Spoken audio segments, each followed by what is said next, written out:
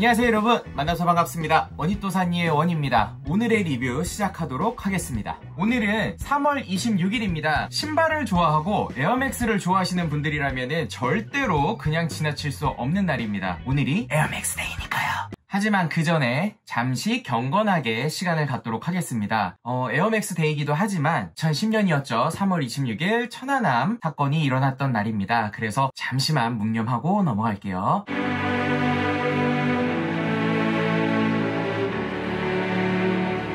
아무래도 제가 좋아하는 날에 그런 일이 있었다고 하니까 이 날 또한 절대로 잊혀지지가 않는 것 같습니다. 자, 그러면 오늘의 리뷰 본격적으로 시작하도록 하겠습니다.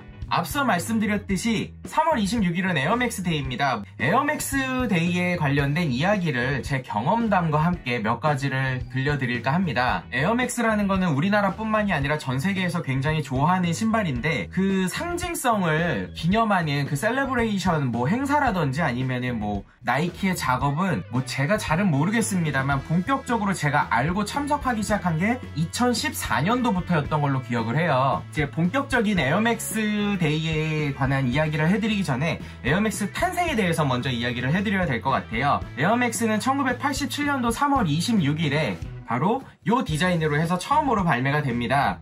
우리가 너무나도 잘 알고 있는 지금 현재 나이키의 수장 중에 한 분이신 팅커필드, 우리에게는 조던 3탄과 4탄 디자이너로 유명한데 그 이후로 수많은 에어맥스 제품들이 나왔고 앞서 말씀드렸다시피 본격적인 그 기념일과 어떤 행사를 챙기기 시작했던 게 2014년부터였던 걸로 기억을 해요. 그때 발매됐던 모델이 이 모델입니다. 기존에 있던 오지 모델하고 비교해서 큰 실루엣은 바뀌지가 않았는데 여기 보시면 아래 미드솔 부분에 이렇게 형광색으로 들어간 걸 볼 수가 있고요. 스페셜한 제품이다라는 걸 보여주는 베로의 3월 26일이라고 기존에 없었던 이 자수가 들어가 있어요. 이때부터 나이키에서는 이제 매 연마다 굉장한 신제품과 그리고 그 해에 임팩트 있는 어떤 제품들을 발매를 하기 시작을 했습니다. 2014년도에는 이렇게 비교적 조용하게 넘어갔다라고 한다면은 본격적인 에어맥스 데이 행사를 일으켰던 거는 2015년도였던 것 같아요. 2015년도 같은 경우는 나이키에서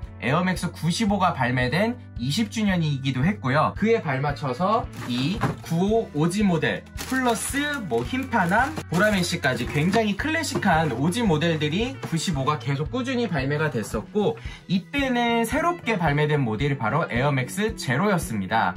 제가 지금 실물이 준비가 안 됐었는데 에어맥스 제로 같은 경우는 에어맥스 1보다 먼저 사실 디자인이 됐지만 그 당시의 기술력으로는 만들어낼 수 없는 실루엣이었기 때문에 몇십 년이 지난 2015년도에 비로소 만들어지게 된 거였던 거죠.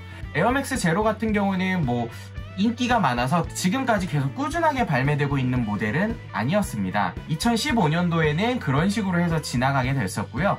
2016년도에는 굉장히 나이키에서 대대적인 홍보를 하기 시작을 했습니다.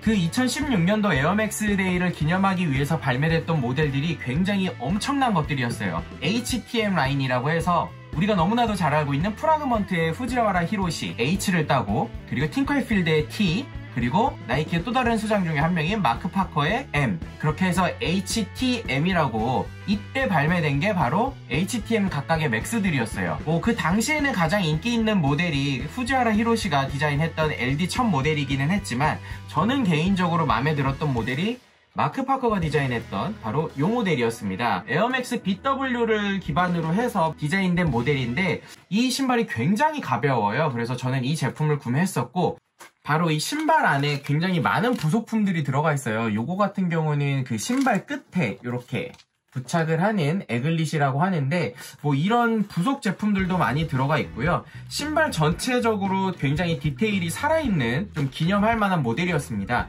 이 행사 때에는 나이키에서는 이제 에어맥스를 기념하기 위해서 지금까지 나왔던 모든 맥스를 이제 홈페이지에 띄워놓고 가장 마음에 드는 제품을 너네가 선택을 해라. 1위로 선정된 모델은 우리가 2017년도 에어맥스 데이 때 발매를 하겠다라고 하는데 그 모델이 바로 아트모스 코끼리였습니다.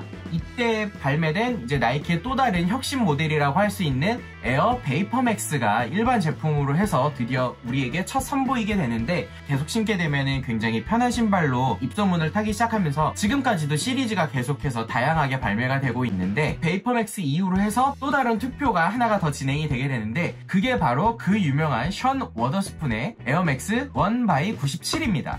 17년도에 당당하게 투표를 1위를 차지하게 되면서 이 제품이 18년도에 정식으로 발매가 됐고, 올해에도 사실 다른 컬러로 해서 발매가 예정이 되어 있었는데 무슨 이유에서인지 발매가 취소돼서 아쉬운 부분 중에 하나입니다. 어쨌든 이 션 워더스푼 이 신발조차도 굉장히 인기를 끌고 붐업을 하게 되면서 2018년도 에어맥스 데이 때에도 투표를 진행을 하게 돼요. 이 또한 전 세계에 계시는 모든 분들께 다 응모를 받았었고, 각 나라를 대표해서 그리고 대륙별로 대표를 해서 몇 가지 제품들이 선정이 됐는데, 그렇게 해서 선정된 제품이 바로 2019년도에 발매 예정에 있고요. 여러 가지 제품 중에 우리나라 신광씨가 디자인한 에어맥스 네온 서울이라는 제품이 예정이 되어 있습니다. 2018년도까지 진행됐던 그 에어맥스 행사들이 원체 좀 이슈가 컸고 나이키에서도 힘을 좀 많이 주는 모습을 보였었는데, 2019년도 같은 경우는 굉장히 조금 조용하게 지나가는 느낌이에요. 그 이유가 나이키에서 빈민이라든지 아니면 좀 구호를 필요로 하는 그런 쪽에다가 어떤 복지 관련된 사업을 좀 3월달에 굉장히 좀 크게 진행을 한다고 하더라고요. 이렇게 해서 제가 경험했던 에어맥스 2014년도부터 2019년도까지의 이야기를 조금 해드렸는데, 사실 개인적으로 가장 마음에 들었던 부분은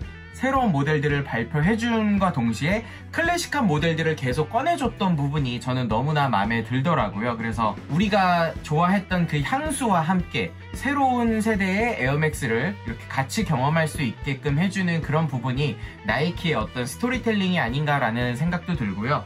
나이키의 성장과 함께 가장 연결되는 모델이 아닌가 싶습니다. 또 앞으로 얼마만큼 새로운 에어맥스들이 나오게 될지는 모르겠지만, 에어맥스에 대한 인기는 제가 봤을 때는 쉽게 죽을 것, 아니 안 죽을 것 같습니다. 이 제품 같은 경우는 2017년도에 어떤 이벤트가 있었는데, 러닝온즈 피규어라고 해서 에어맥스 1을 신고 있죠. 그리고 에어맥스 1을 이렇게 기리는 이렇게 이런 게 있는데, 확실히 상징적인 모델임에는 분명한 것 같아요. 그러면은 여기까지 해서 제가 경험했던 에어맥스 데이에 관련된 이야기는 마무리를 짓도록 하겠고요. 앞서 말씀드렸다시피 2019년도에 스페셜하게 발매되는 맥스는 4월 13일로 예정이 되어 있는데, 구매에 관심이 있으시다면은 4월 13일을 꼭 기억해 보시길 바랍니다. 그러면은 여러분, 여기서 저는 리뷰를 마치도록 하겠고요. 항상 열심히 하는 원희도사님 원희가 되도록 하겠습니다. 감사합니다. 하트!